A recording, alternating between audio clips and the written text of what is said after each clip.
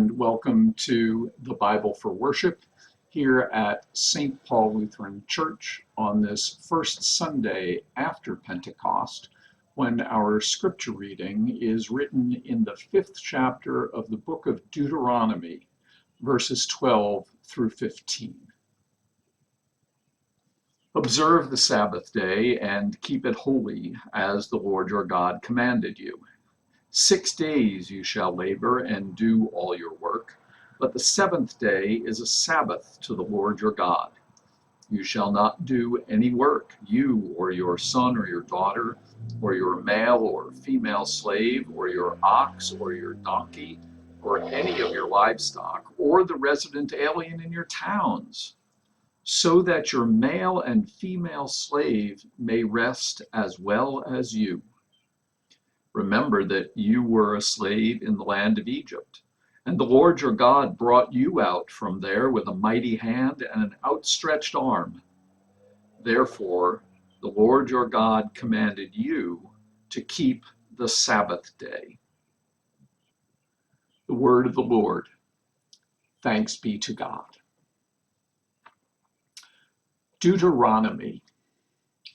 It's an odd word. It actually comes into English simply as the pronunciation of the Greek name of this book, which means second law. Why second law? Because in the Torah, the first 5 books of the Bible, the account of God giving the Torah, the law, the lifestyle of God's people to Israel at Mount Sinai has already been told. It's been told in the books of Exodus and Leviticus and Numbers. And so in the book of Deuteronomy, the writer casts this as a kind of reminder, a refresher, or as it were, perhaps the teaching to a new generation of Israelites, because after all, the generation that was there at Sinai has all died in the wilderness, except for 2 people whom God preserved to go into the land. And so those who are about to enter the land are an entirely new people.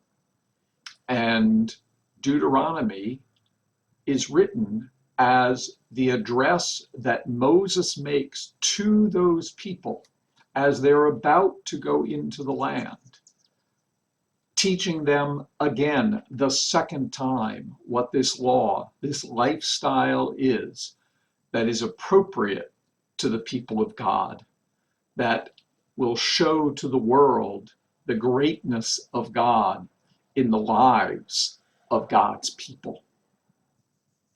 And part of the way that this is framed is that the writer makes it clear through Moses's voice that this is not just telling a history for back in the days of Mount Sinai and those who were there, nor is it only for the people sitting on the edge of the Jordan River ready to enter the land.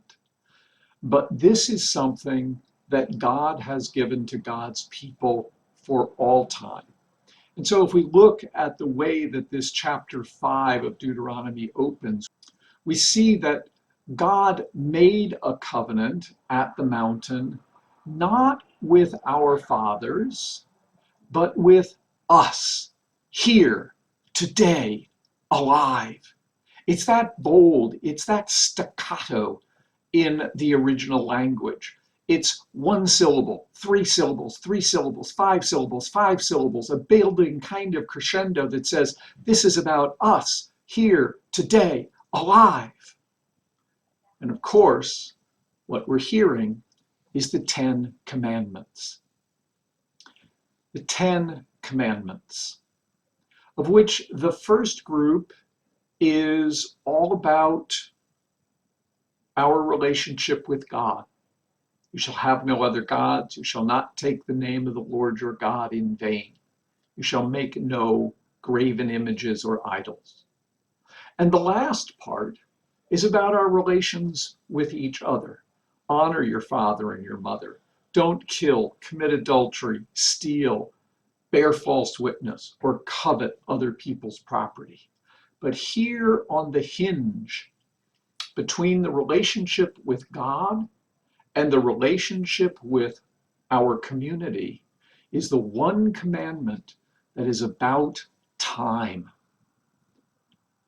Keep the Sabbath to make it holy. This seventh day of the week, one day out of every 7, you will make it holy. And holy in the Bible's understanding means different, set apart. In the New Revised Standard Version, it's translated, observe the Sabbath day and keep it holy. I would suggest it's much more accurate to say, guard the Sabbath day to make it holy. It's not two things that are done, observing and holiness. It's making sure that this one day out of every week really is different from the other 6. And how is it that it's different? Well, you don't do any work in it. You don't, your family doesn't, your household doesn't, your animals don't, those who are living with you temporarily don't. Nobody does any work. That's the way that Sabbath is interpreted. No one works on that day. But there's something crucial here. It's not just arbitrary. It says, none of you shall work so that your male and female slave may rest as well as you. I think many of us think of Sabbath or rest, Sunday, the Lord's Day. There's so many ways that it gets referred to. We think of that one day every week as something that's about our refreshment. It's about our well-being. We talk about ways in which even if we don't keep the day, we at least do a little bit of Sabbath on every day in order to make sure that we rest and refresh ourselves. And there's good psychology in that, and there's good health in that, to be sure. It's an old saying, but it's not entirely trite, that all work and no play makes us very dull people. And yet, when we read this lifestyle orientation from God, the one thing God says about time in our lives is order it so that your male and female slave may rest as well as you. I don't have slaves. What could this possibly have to do with me? I may not have slaves, but there's no question that my life, the way I live it, makes demands on others. It impinges on us. It imposes on others. All of the comforts of my life, no matter how much I have apparently earned them or purchased them or whatever, has required that other people have worked in order for me to enjoy them. Or perhaps that other people are working as I enjoy them. That's what this is about for Deuteronomy. So that those on whom your life imposes itself may rest that one day as well as you. And so God reminds the people that you once were slaves imposed upon by Pharaoh in the land of Egypt, and I took you out with a mighty hand and an outstretched arm. Therefore, the Lord has commanded you to guard the Sabbath to make it really different. God's power went out in order to rescue you, to relieve your burden, to take the imposition off you. Now that you have the power, now that I have the power, now that we have the power over our own lives, it doesn't matter how grand or glorious our positions are, we have the power over our own lives. And our power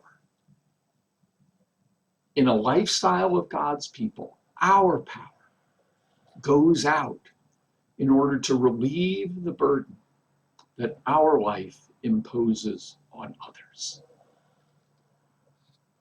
Guard that one day out of every 7 to be sure that it's really different and makes a difference for other people.